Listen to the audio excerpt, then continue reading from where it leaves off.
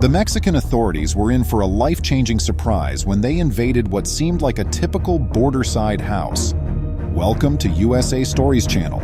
Do not forget to subscribe and activate the bell button to receive all new updates. Now let's go to the story.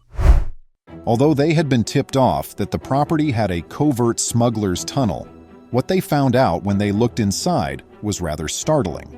The property in issue was in Tijuana, Mexico, and the entrance to the tunnel was, of all things, hidden behind a wardrobe door. Smugglers had a direct route to deliver illegal drugs from the Mexican city to San Diego, California, thanks to the more than a mile-long tunnel. But the tunnel opening was so tiny that it confused investigators. Despite the little entry, how in the world could these smugglers get away with their illicit activities? The tunnel itself was 3 feet in width and 5 feet in height, providing ample space for an individual to pass through. The access required a treacherous climb, but that didn't stop the smugglers from attempting.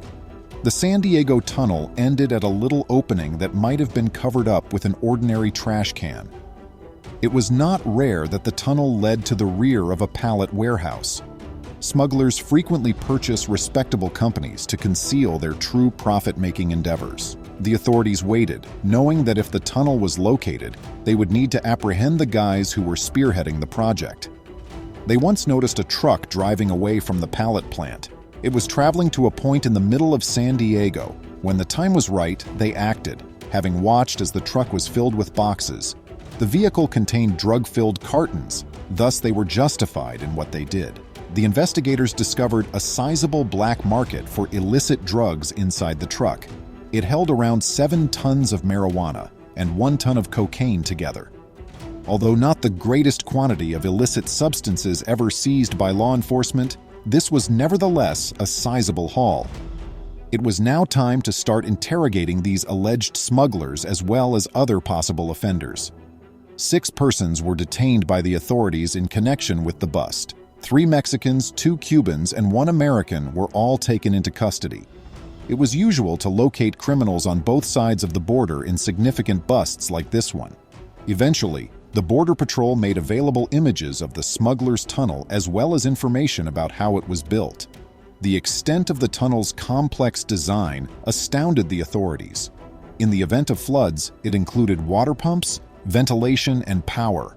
The fact that everything was dug out by hand and done without the use of machines made it all the more amazing.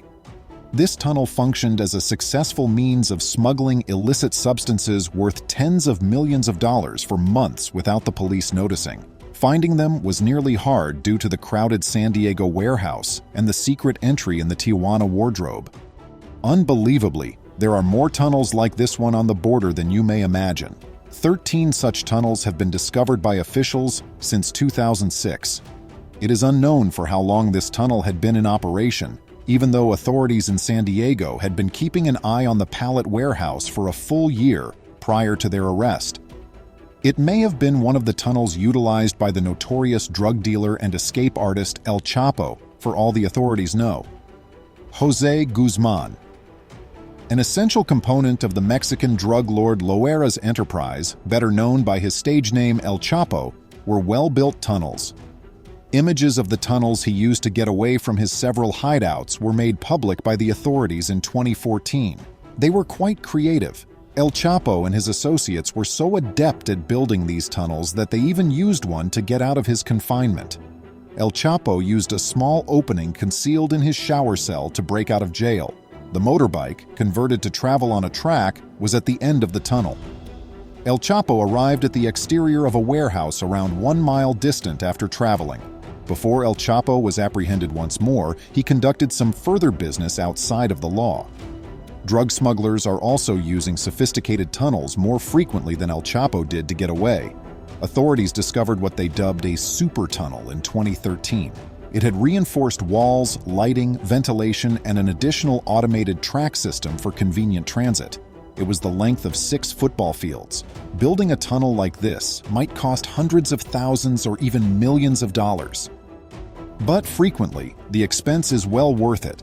The tunnel pays for itself with just 1 successful narcotics transit.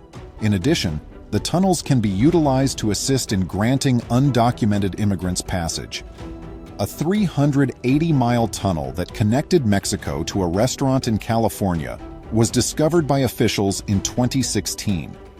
People who were attempting to escape Mexico may have passed via the tunnel because of its size.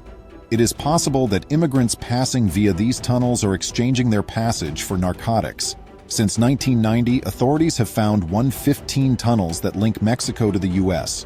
There were only 11 of these tunnels found before the September 11, 2001 attacks. Drug traffickers were left with little choice except to develop tunnels or give up their trade due to the increased security measures implemented following those incidents. The use of these tunnels to move products and narcotics is now significantly more challenging because to recent U.S. sanctions. 2 incomplete tunnels are found, and their construction stopped by authorities for every completed tunnel that is found. There are other ways than tunnels that individuals have attempted to smuggle drugs and persons into the United States. People have been discovered by Border Patrol agents hiding amid cattle, in the backs of vehicles, and inside cars. U.S. President Donald Trump suggested erecting a wall along the border between Mexico and the U.S. in an effort to thwart the illegal immigration and drug trade. Building his wall would cost more than $20 billion. And it is unlikely that it would stop people from using ladders or tunnels. Thus, what are the best ways to stop the drug trade and reduce illegal immigration? It appears that stopping the Americans engaged in these 2 acts is the best course of action. Neither practice will be feasible without domestic support. The extent individuals would go to in order to earn a profit is absurd, don't you think? Hopefully, law enforcement on both sides of the border will keep catching and discouraging illegal activity. Please remember to subscribe to our channel, give us a thumbs up, and turn on the notification bell so you won't miss any of our videos. If you enjoyed the tale, the next video that plays on your screen will probably move you too.